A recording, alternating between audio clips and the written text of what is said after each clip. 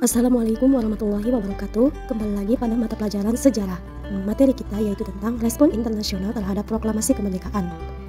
Yang kita bahas hari ini yaitu tentang pengakuan Mesir terhadap kemerdekaan Indonesia, yang diawali dengan sebab-sebab Mesir memberikan pengakuan kemerdekaan terhadap Indonesia. Yang pertama yaitu persamaan agama, yang kedua banyaknya masyarakat Indonesia yang menuntut ilmu di Mesir, yang ketiga banyaknya masyarakat Indonesia yang bekerja di Mesir, dan yang terakhir banyaknya masyarakat Indonesia yang melakukan haji ke Arab.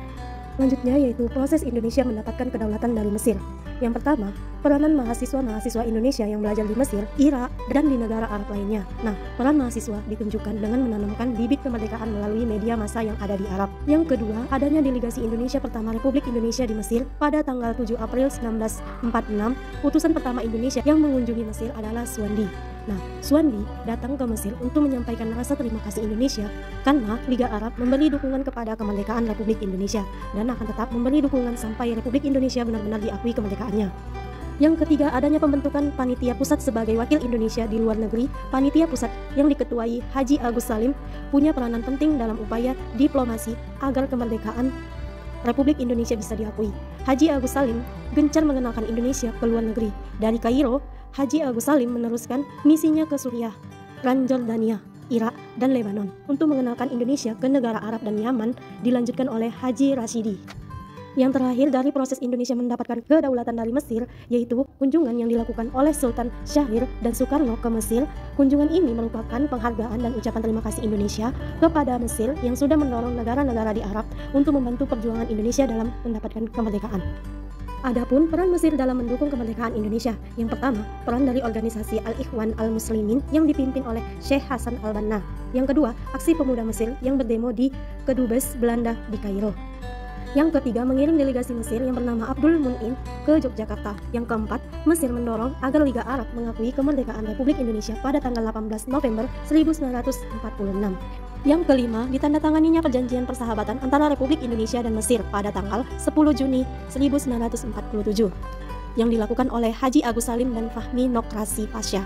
Yang keenam, Menteri LN Mesir di bawah Kabinet Ahmad Kasaba Pasha mengirim nota resmi ke Belanda yang berisi permintaan dari Mesir agar Belanda bersedia menghentikan aksinya di Indonesia. Yang ketujuh, aksi pemboikotan oleh para buruh di pelabuhan Port Said dan terusan Swiss terhadap kapal-kapal Belanda. Dan yang kedelapan, rapat umum oleh organisasi dan parpol di Mesir. Dari rapat umum tersebut juga dihadiri Presiden Habib Bourguiba dari Tunisia dan pemimpin Maroko Alal Al-Fassi. Selanjutnya kita masuk pada mata pelajaran sosiologi. Nah, materi kita yaitu tentang perubahan sosial dan dampaknya terhadap kehidupan manusia. Akan tetapi, yang kita bahas hari ini yaitu tentang jenis-jenis perubahan sosial. Jenis-jenis perubahan sosial yang pertama yaitu perubahan lambat atau evolusi dan perubahan cepat disebut dengan revolusi. Perubahan lambat atau evolusi, nah, dari kata istilah evolusi yang dikemukakan oleh Darwin. Menurut Bohannan, evolusi ini merupakan perubahan yang lama dengan rentetan perubahan yang saling mengikuti dengan lambat. Nah, dalam evolusi, perubahan terjadi dengan sendirinya tanpa direncana, karena adanya usaha-usaha dari masyarakat untuk menyesuaikan diri dengan keadaan dan kondisi yang baru. Evolusi terdiri dari rentetan perubahan kecil, sehingga kita seringkali tidak merasakannya. Contohnya, dari masyarakat tradisional menjadi masyarakat modern. Sedangkan jenis perubahan sosial lain yang terjadi secara lambat juga ada yang terjadi secara cepat, yaitu revolusi. Nah, kamu mungkin pernah mendengar istilah revolusi, seperti revolusi Prancis, revolusi industri, maupun revolusi lainnya. Dalam Ensiklopedia Nasional Indonesia tahun 2004, revolusi diartikan sebagai suatu perubahan yang terjadi secara cepat. Perubahan ini dianggap revolusi karena mengubah sendi-sendi pokok dari kehidupan masyarakat, seperti sistem kekeluargaan, hubungan sosial, dan lain sebagainya. Jenis yang kedua, perubahan kecil dan perubahan besar. Perubahan kecil adalah perubahan yang terjadi, namun unsur struktur sosial yang tidak membawa pengaruh langsung atau berarti bagi masyarakat. Contohnya, perubahan model pakaian, rambut, sepatu, dan lain-lain yang tidak berpengaruh signifikan terhadap masyarakat keseluruhan sebab tidak menimbulkan perubahan pada lembaga pemasyarakatan. Sedangkan perubahan besar adalah perubahan yang terjadi pada unsur-unsur struktur sosial yang memberi pengaruh langsung atau berarti bagi masyarakat. Contohnya, pengolahan pertanian dengan pemakaian alat pertanian dengan mesin traktor pada masyarakat agraris. Jenis yang ketiga, yaitu perubahan yang dikehendaki dan perubahan yang tidak dikehendaki.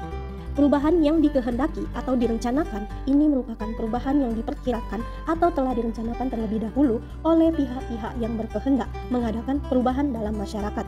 Nah, Pihak-pihak yang menghendaki suatu perubahan biasanya menyebut para perencana sosial, yakni seseorang atau sekelompok orang yang mendapat kepercayaan dari masyarakat sebagai pemimpin satu atau lebih lembaga-lembaga kemasyarakatan.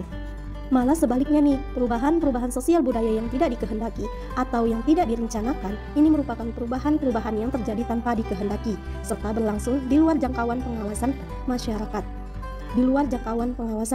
Dapat menyebabkan timbulnya akibat-akibat sosial yang tidak diharapkan oleh masyarakat. Sampai di sini dulu pembahasan kita hari ini. Wassalamualaikum warahmatullahi wabarakatuh.